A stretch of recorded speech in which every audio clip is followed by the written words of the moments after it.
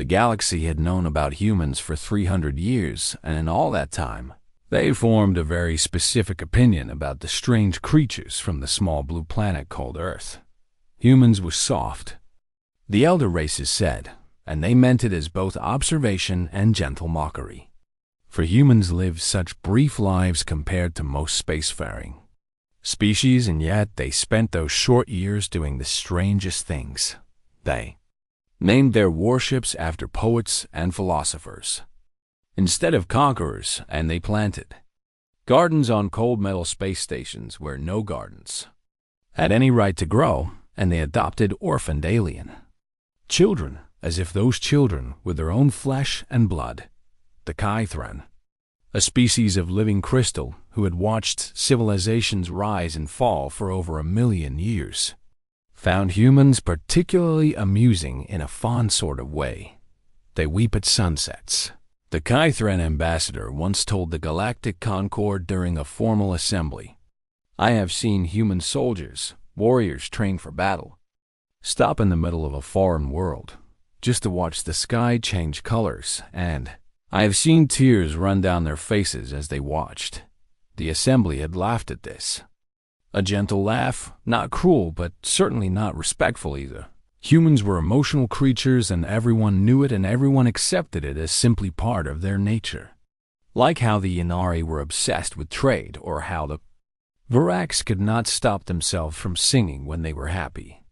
The Galactic Concord had existed for over 50,000 years, and it had seen countless species come and go, and it had developed a very good system for categorizing new arrivals. Some species were warriors, and you had to watch them carefully and contain their expansion before they became a threat.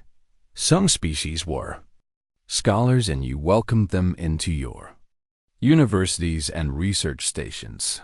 Some species were traders, and you opened markets with them and grew wealthy together. Humans, the Concord decided, were a little bit of everything, but mostly they were caretakers. A species driven by some deep need to nurture and protect and heal. When a plague struck the outer colonies of the Minari Confederation, it was human doctors who arrived first with medicine supplies. When the crystalline hegemony suffered a catastrophic mining accident that trapped thousands of workers underground, it was human engineers who designed the rescue operation. When young species struggled to find their place in the complex politics of galactic civilization, it was human diplomats who guided them through the maze with patience and kindness. Yes, humans had fought wars. The Concord acknowledged this truth. For humans could be fierce when provoked, and their military was not to be dismissed entirely. But even in war, humans were strange. They sent mercy ships behind their battle fleets to tend to enemy wounded. They allocated reconstruction funds before the final shot was fired. They wrote rules for themselves about what they would and would not do, even when those rules made victory harder to achieve. Humans are emotional, the elder races concluded, but manageable, useful even, and certainly not a threat. This was the consensus, and it had held true for 3 centuries.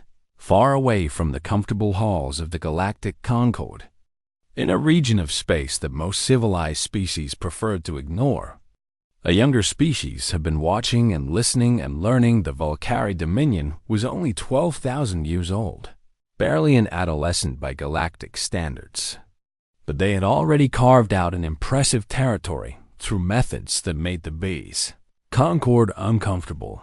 The Valkyrie were predators, not in the metaphorical sense, but in the most literal, biological meaning of the word. They had evolved on a harsh world where only the strong survived, and they had carried that philosophy with them into the stars. The weak existed to serve the strong. This was the core belief of Valkyrie civilization, and they had proven it again and again. Across the centuries, 17 species had fallen to the Valkyrie before the Concord had even noticed their expansion, and those 17 species no longer existed as independent civilizations. Some had been enslaved and some had been absorbed, and some had simply been erased. Their world stripped of resources and left as empty husks floating in the void. The Concord had issued warnings, and the Concord had imposed sanctions, and the Concord had expressed grave concern through official diplomatic channels. The Valkyrie had ignored all of it. Now, scouts had found something interesting on the edge of known space. A small human colony called New Eden that sat far from any major military installation.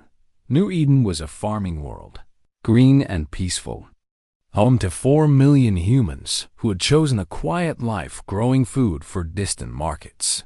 The Valkyrie scout commander studied the reports with growing excitement.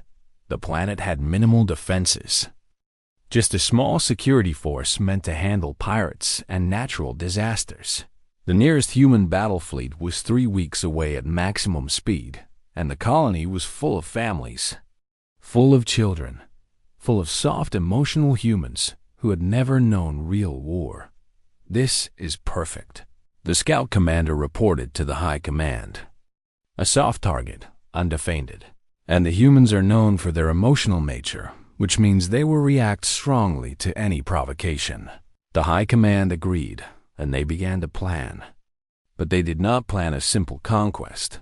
No, the Valkyrie wanted something more. They wanted to send a message to the galaxy, a reminder of what happened to species that were too weak to protect themselves, a demonstration that would make other worlds think twice before resisting. Valkyrie expansion. They did not attack the military installations first. They did not demand surrender.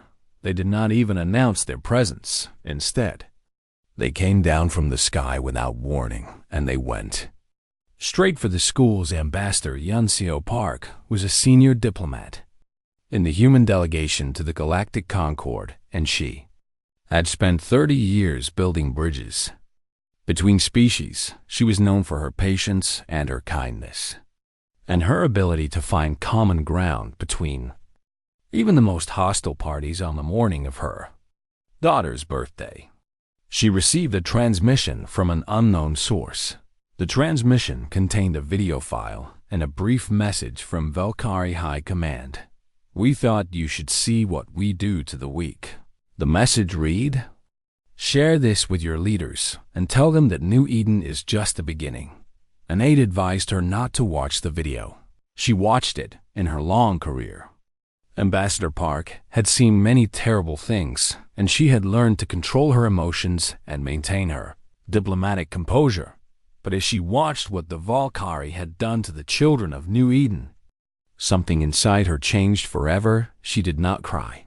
She did not scream. She simply sat in silence as the video played, and when it was finished, she stood up and walked to the window and looked out at the stars. "Get me a secure channel to Earth," she said, and her voice was calm and steady and completely empty of anything that might be called mercy. The aide noticed that her hands were shaking. "Ambassador," he asked carefully, "what should I tell them?" Ambassador Park did not turn around. "Tell them," she said quietly, "that the Valkyrie have made a mistake. Tell them that the Valkyrie have finally found the one line that should never be crossed." She paused. "Tell them what they did to the children." The message reached Earth within hours, and the response began immediately. The galaxy was about to learn something new about humans, something that had been sleeping for a very long time, something that was now very much awake. The news spread across human space like a fire, spreading through dry grass, and within 24 hours every human in the galaxy knew what had happened on New Eden. The video was not supposed to be released to the public because the authorities feared what it might cause, but someone leaked it anyway, and then it was everywhere. People watched it in their homes and in their offices and in crowded public spaces, where the screens showed the footage on an endless loop. They watched in silence. This was the first thing that other species noticed. The terrible silence that fell over human communities across the galaxy. There was no rioting in the streets. No mobs burning buildings, no chaos of the kind that usually followed such tragedies. Instead, there was just silence.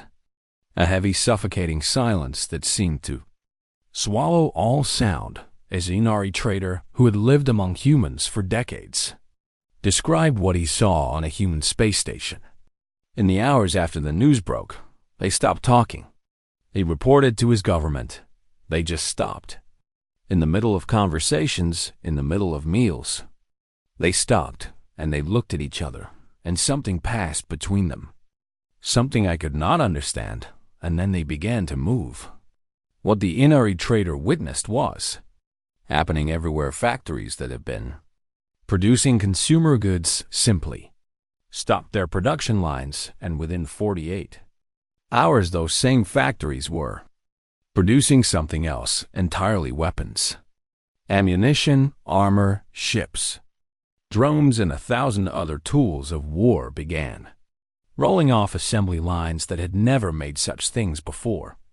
Men and women who had lived peaceful lives as farmers and teachers and artists quietly filed into recruitment centers without being asked.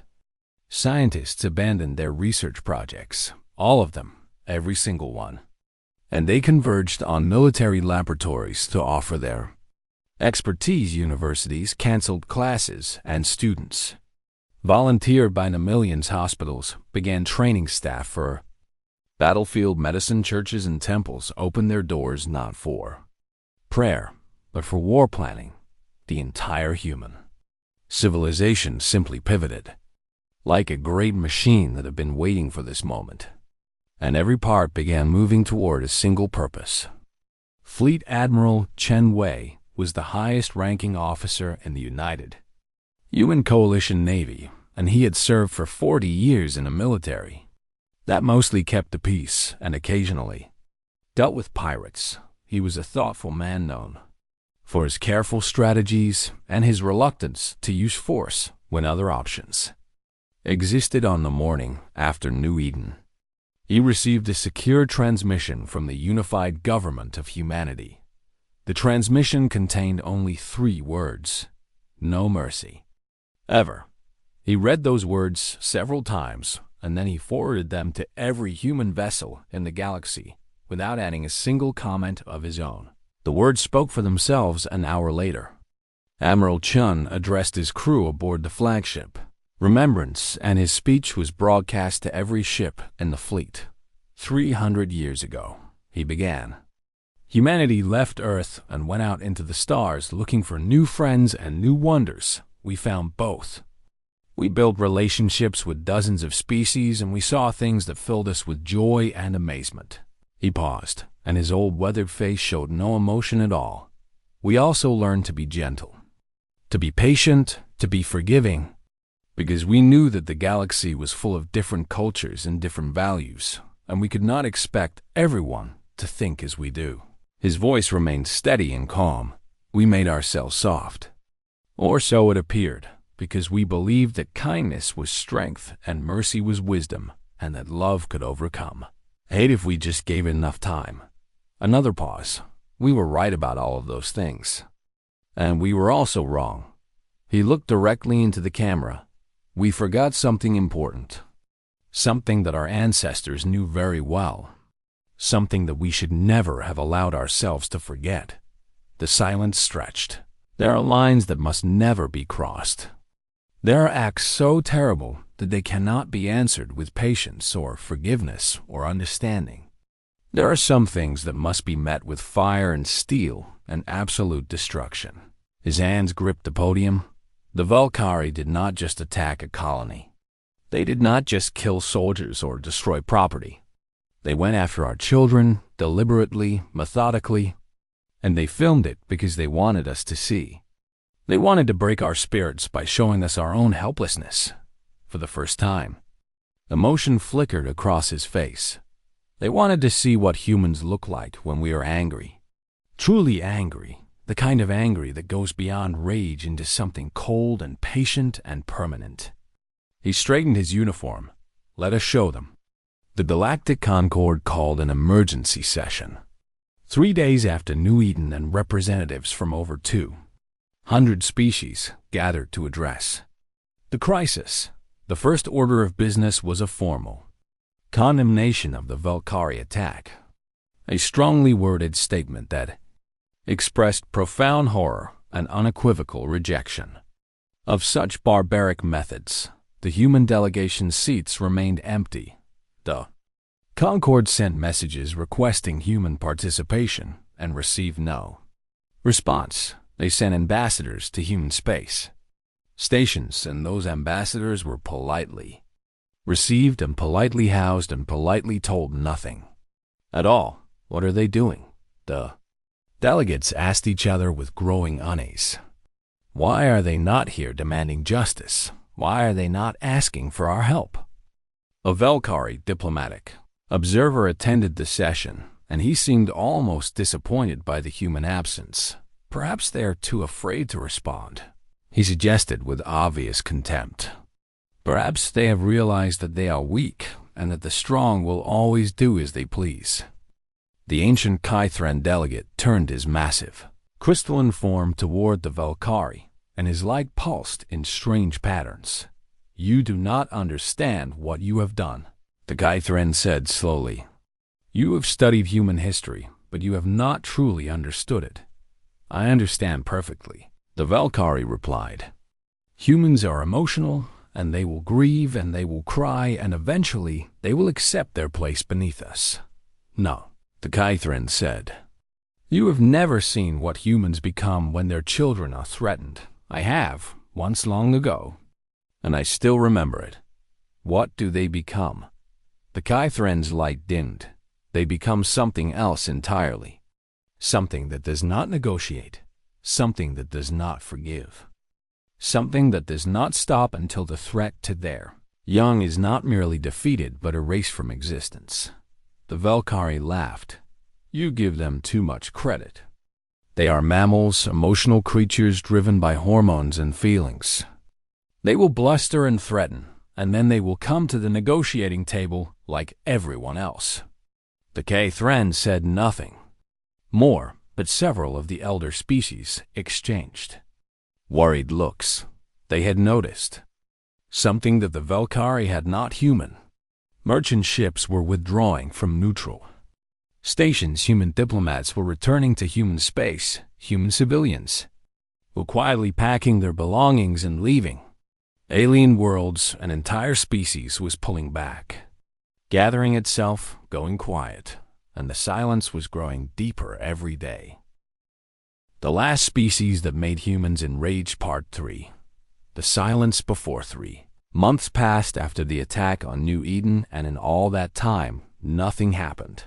This was not what anyone expected, least of all the Valkyrie High Command, who had prepared elaborate defensive positions and gathered their fleets in anticipation of a human counterattack. They had studied human military history, and they knew that humans usually responded to attacks quickly and emotionally, rushing in with righteous anger and making mistakes that a calmer opponent could exploit. But the humans did not come. Trade routes that had once been busy with human merchant vessels now sat empty and silent. Diplomatic channels that had once been filled with human communications now transmitted nothing at all. Even the usual background noise of human activity, the entertainment broadcasts and news reports and casual conversations that spilled across the galaxy's communication networks, had faded into nothing. It was as if humanity had simply vanished. Perhaps they were planning something, a Valkyrie admiral suggested during a strategy meeting. Perhaps they are gathering their forces for a major offensive. Their forces are not impressive enough to worry us, the war minister replied with confidence. We have studied their fleet deployments extensively, and they cannot match our numbers.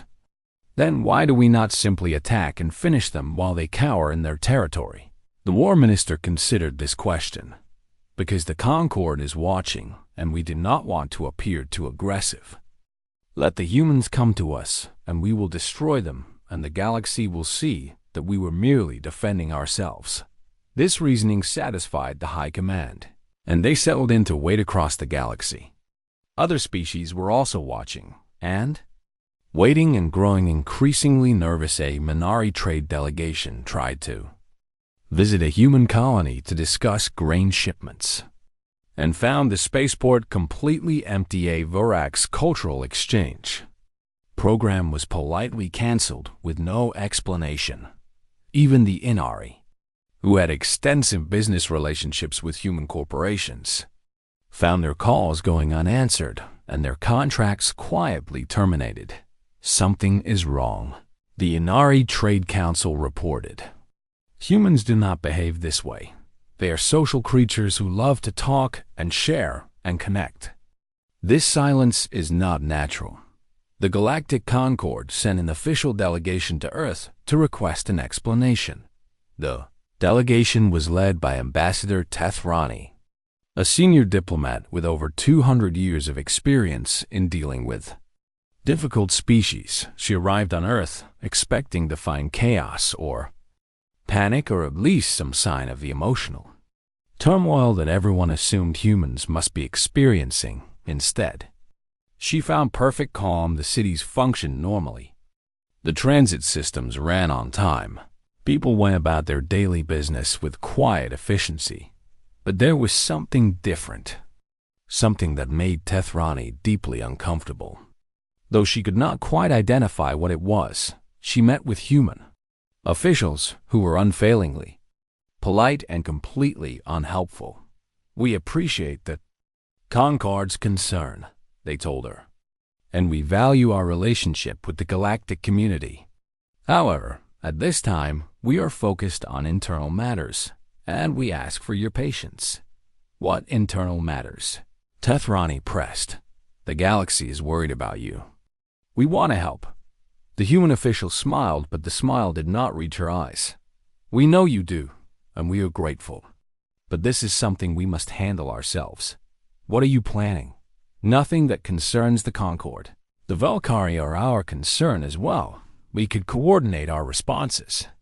Perhaps negotiate a settlement." The human official's smile faded. "There will be no negotiation, but surely some diplomatic solution." "Ambassador," the human interrupted gently but firmly, "the Valkyrie filmed themselves murdering our children. They broadcast that footage across the galaxy as entertainment. They sent copies to the parents of the dead as trophies." Her voice remained calm. "There is no diplomatic solution to that. There is no settlement that we will accept. There is no outcome other than the one we have already decided upon." "And what outcome is that?" The human official stood and walked to the window.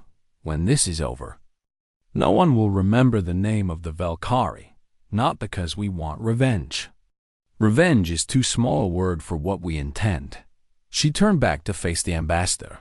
"We want erasure, complete and total, as if they never existed at all. Their name will become a gap in the historical record. Their worlds will be repurposed. Their culture will be forgotten. And any species that thinks about harming human children will have nothing to point to. No cautionary tale, no legend of warning. Just nothing." Tethrani felt a chill run through her, despite the comfortable temperature of the room. "That sounds like genocide." "No," the human replied. "Genocide is what they did to New Eden. What we intend is something different, something older, something that humans used to do to enemies who committed unforgivable crimes." "What is that?" "We called it damnatio memoria, condemnation of memory. The complete removal of someone from history as if they had never been born." She sat back down. The Valkyrie wanted to be remembered. They wanted the galaxy to fear their strength. "So we will give them the opposite. We will make them nothing. Not even a memory." Ambassador Tethrani returned to the Concord and delivered her report. The elder species listened with growing alarm. "They are serious," the Gythran delegate observed. "I have seen this before in human history. They are capable of great mercy, but they are also capable of great and terrible focus when something triggers their deepest protective instincts." "Can we stop them?" someone asked. "Why would we?" the Gythran replied. The Valkyrie have been a problem for thousands of years, and the Concord has done nothing effective about them. Perhaps it is time for someone else to solve that problem. But the scale of what they are proposing, yes, the Dythran agreed. It will be terrible and necessary. And it will send a message that the galaxy has needed to hear for a very long time. What message? The Catherin's light flickered. That there are some things you simply do not do. Not because of laws or treaties or diplomatic consequences, but because the response will be so absolute and so final that no recovery is possible. The Concord debated for weeks about what to do. In the end, they did nothing, and the silence continued until one day it didn't. The last species that made humans. Enraged Part 4. The Reckoning the Valkyrie. Dominion spanned 47 star systems and controlled a population of 11 billion souls spread across dozens of worlds. Their fleet numbered 12,000 warships of various sizes, from small patrol craft to massive dreadnoughts. Bristling with weapons, their standing army consisted of 90 million. Trained soldiers supported by advanced combat drones and orbital defense platforms that could reduce any attacking force to rubble by any reasonable measure. They were one of the most powerful military forces in the galaxy, and their high command had every reason to feel confident about their ability to defeat the humans. The attack came without warning. There were no ultimatums, no declarations of war, no diplomatic messages explaining grievances and demanding satisfaction. One moment the Valkyrie border systems were quiet and peaceful, the next moment they were burning human ships appeared out of faster than light travel in numbers that Valkyrie intelligence had assured the High Command were simply impossible. Not a fleet, but fleets, dozens of them, attacking simultaneously across the entire length of the Valkyrie border. The first defensive positions fell within hours. Distress signals flooded the communication networks as station after station went dark, as patrol squadrons were overwhelmed and destroyed,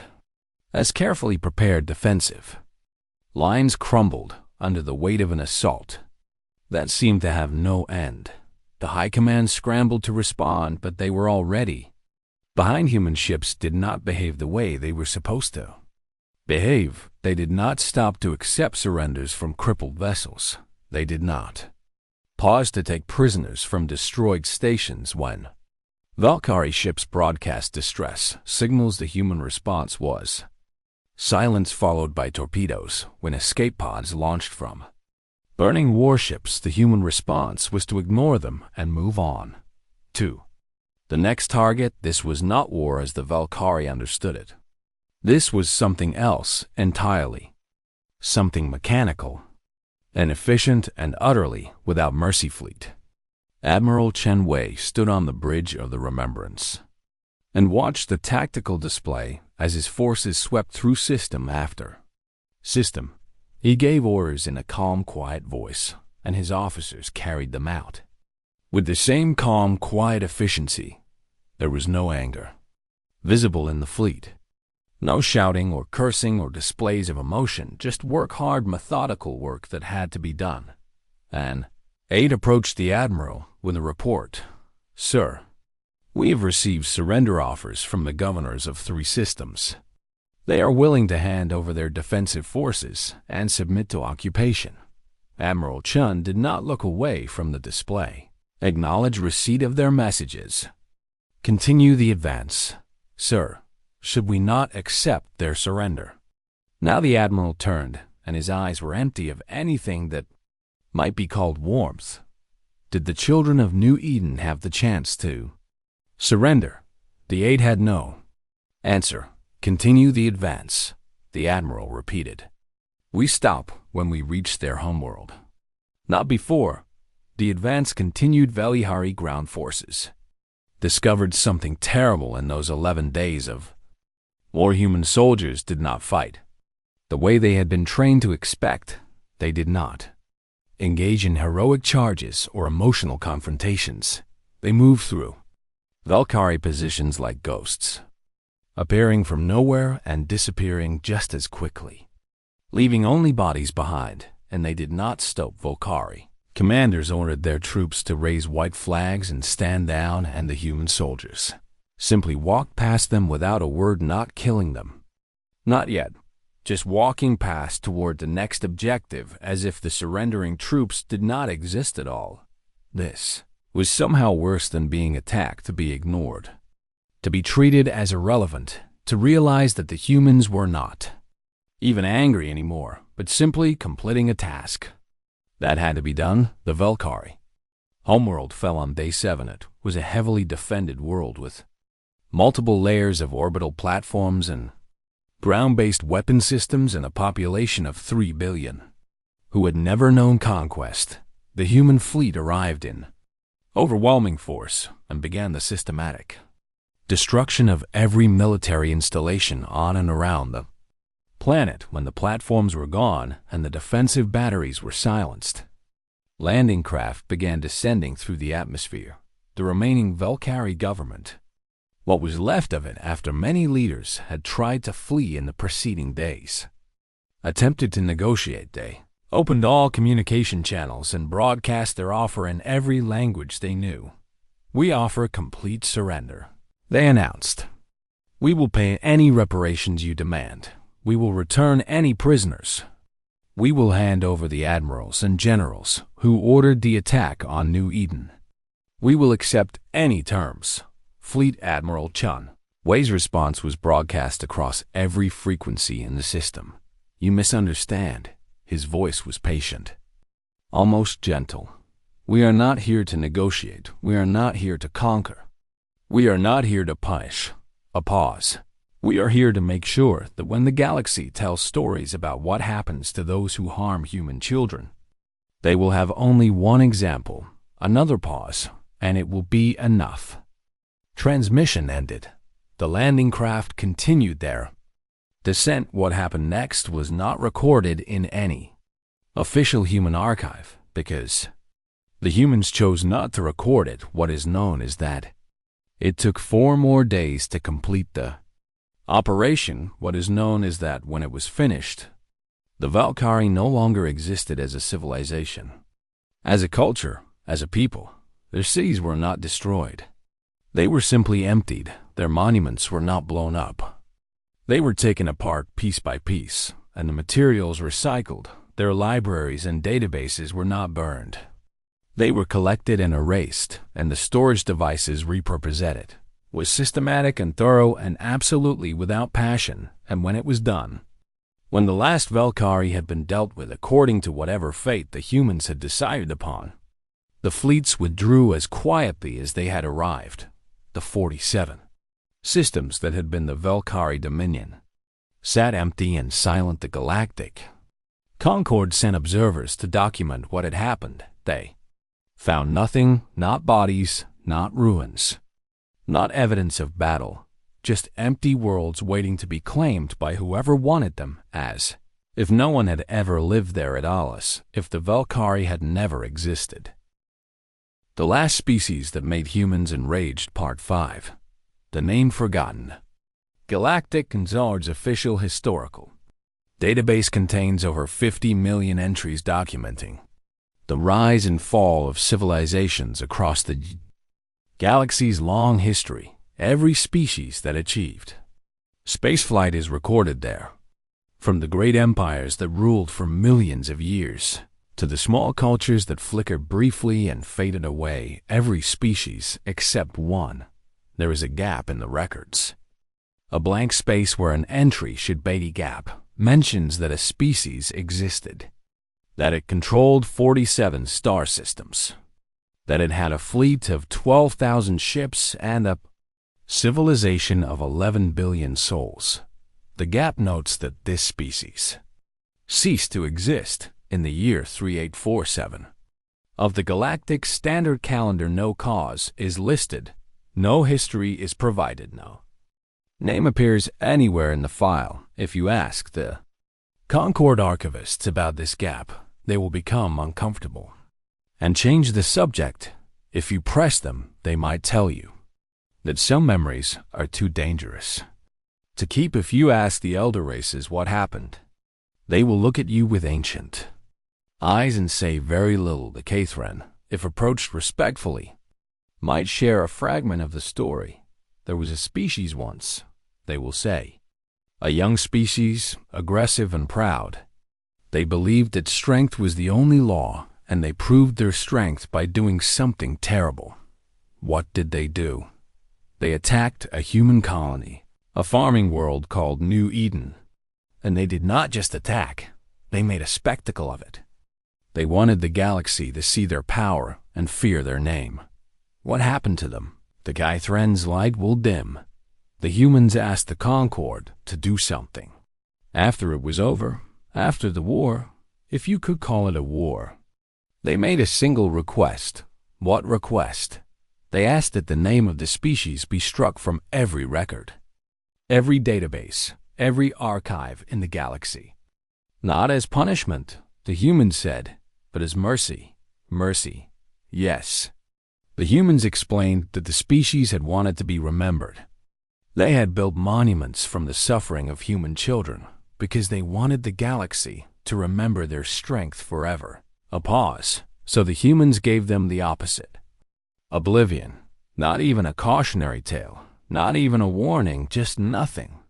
As if they had never existed at all. The final tribunal was held 6 months after the war ended.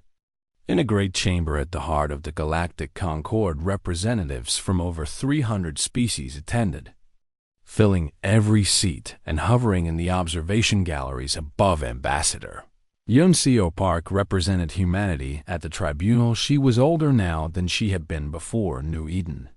Her hair gray, her face lined, her eyes carrying a weight that would never lift. She had lost her daughter on New Eden. She had watched the video that the enemy had sent. She had spent the months of silence helping the plan.